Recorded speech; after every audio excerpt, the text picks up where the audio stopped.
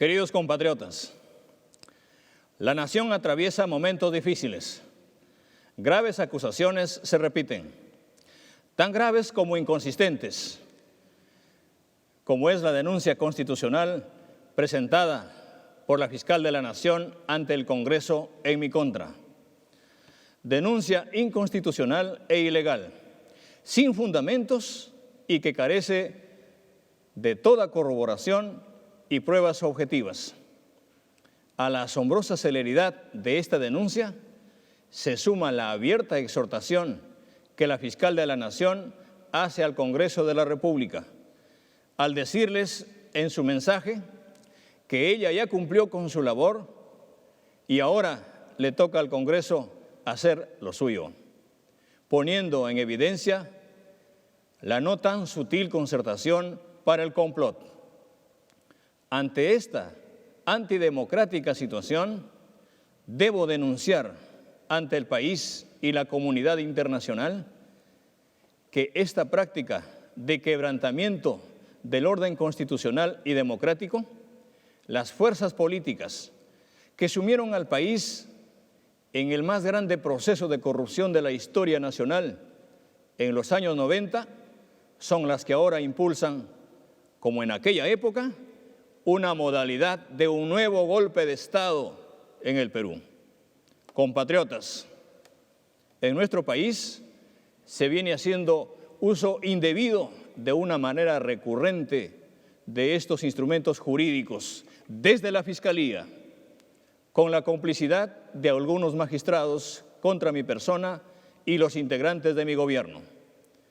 Estos disfrazados actos, al no tener fundamento, esconden su verdadero propósito, que no es otro que la persecución política iniciada, incluso antes que yo asuma la administración del Estado.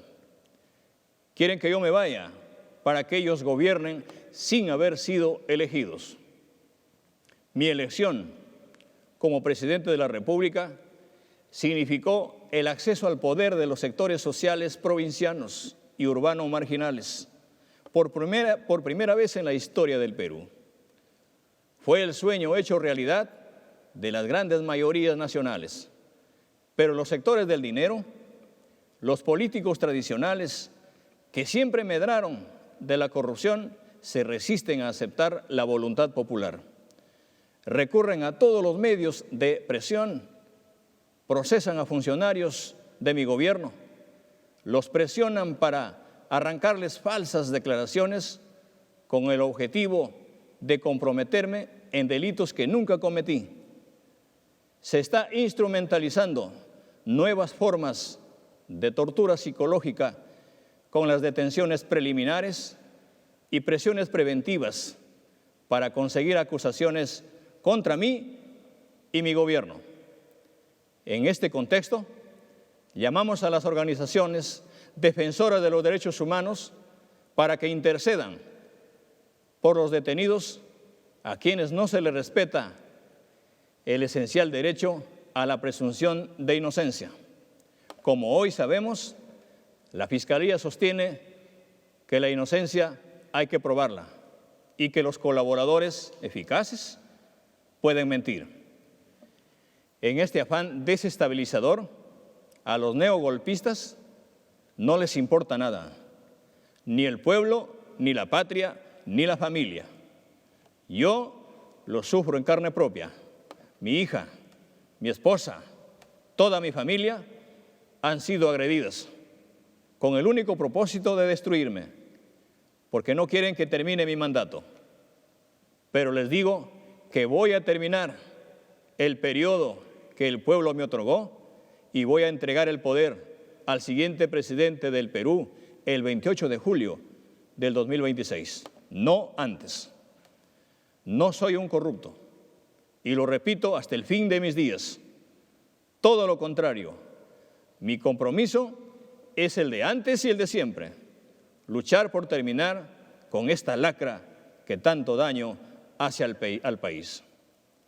Sin embargo, si algunos traicionaron mi confianza, que sea la justicia quienes se encarguen de ellos.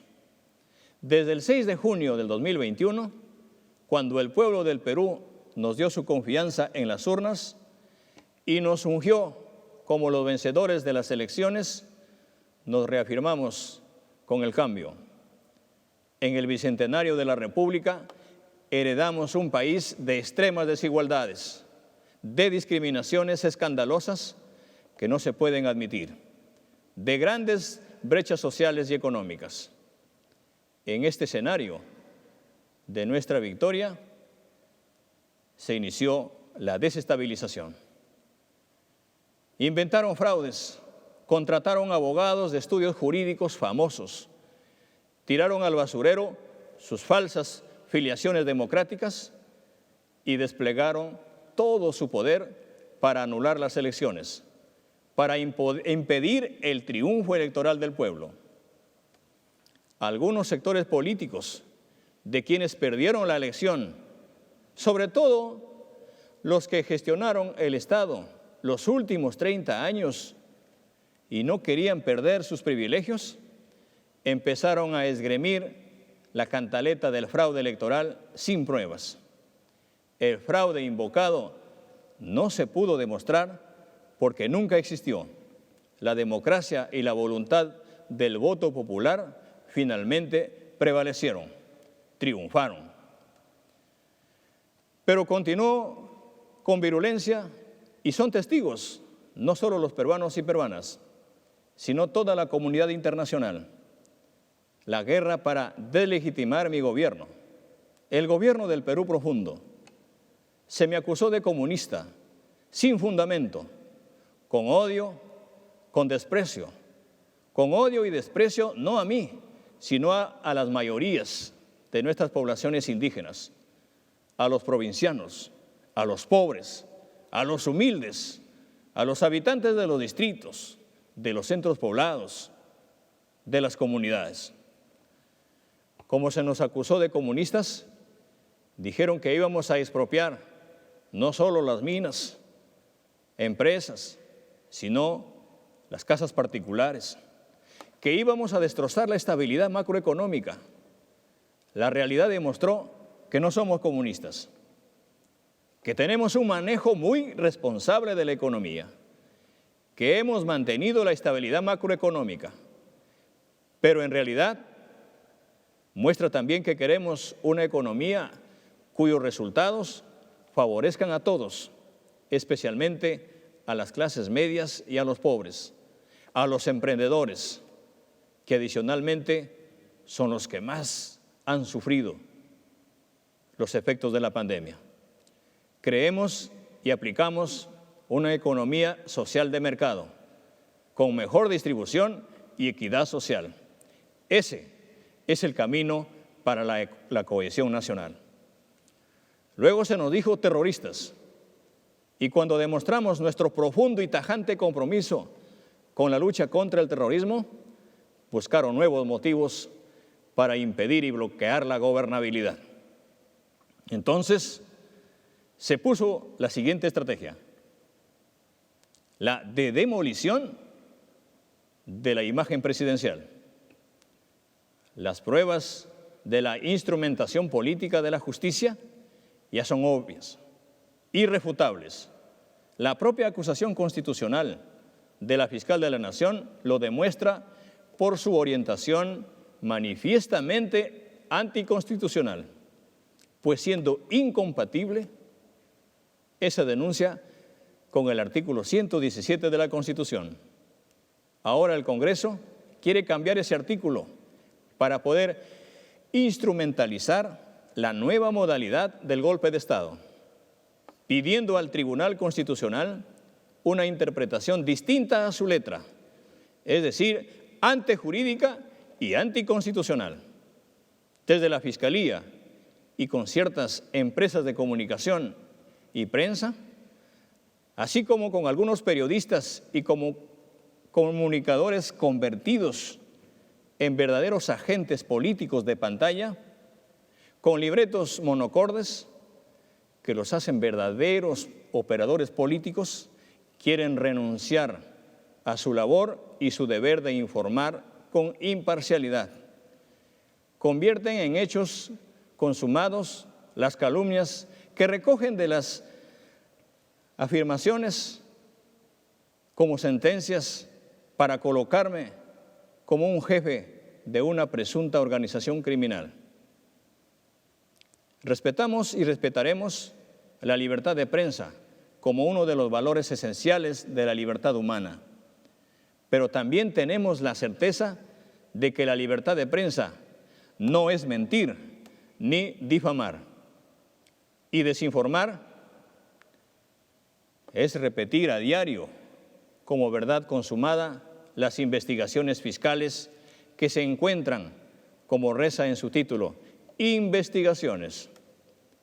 Esta prensa que no le sirve al país usa las condicionales habría, sería, podría, para esconder su verdadero objetivo de legitimar y normalizar una imagen negativa mía ante el pueblo peruano.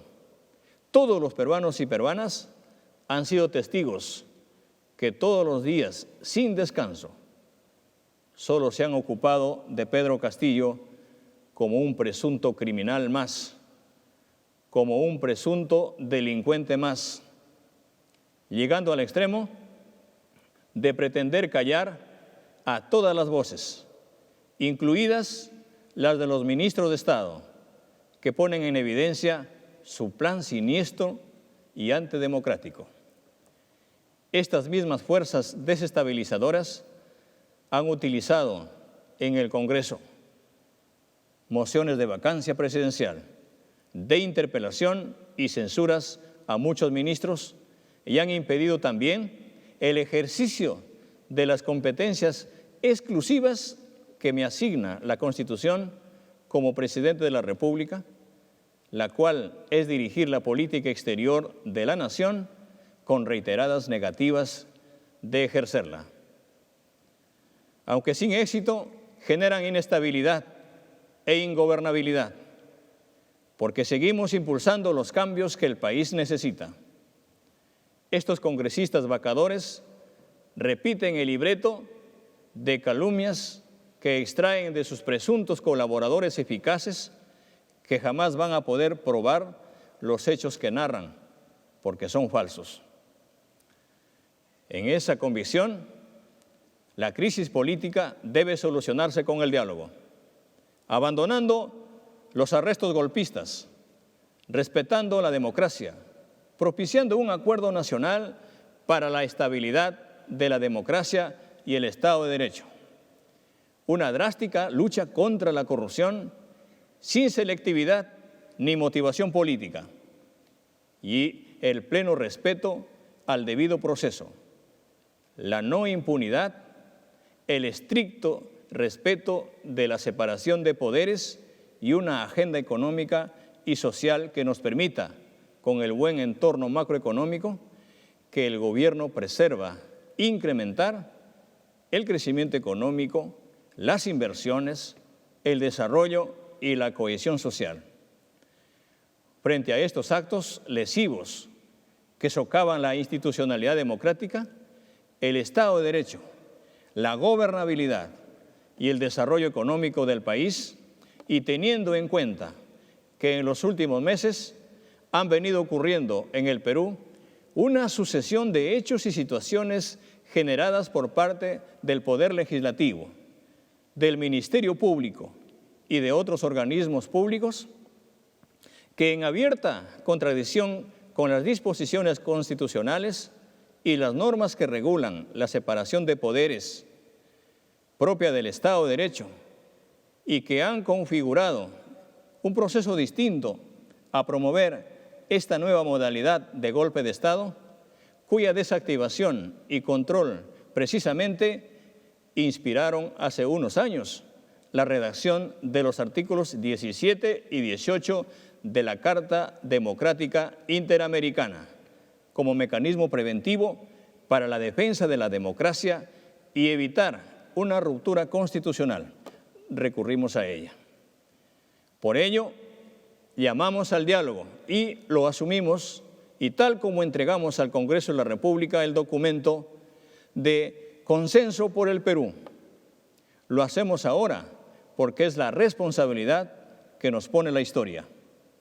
Es así que mi gobierno ha solicitado ante la OEA la activación y la aplicación de la Carta Democrática Interamericana para iniciar un proceso de consultas con todas las fuerzas políticas, los poderes del Estado y las fuerzas sociales, para encontrar con los buenos oficios de la comunidad internacional un camino que impida una grave alteración del orden democrático en el Perú y, por otro lado, un consenso básico para combatir drásticamente la corrupción, con separación e independencia de los poderes y un acuerdo democrático y social para enfrentar juntos las demandas de las grandes mayorías nacionales.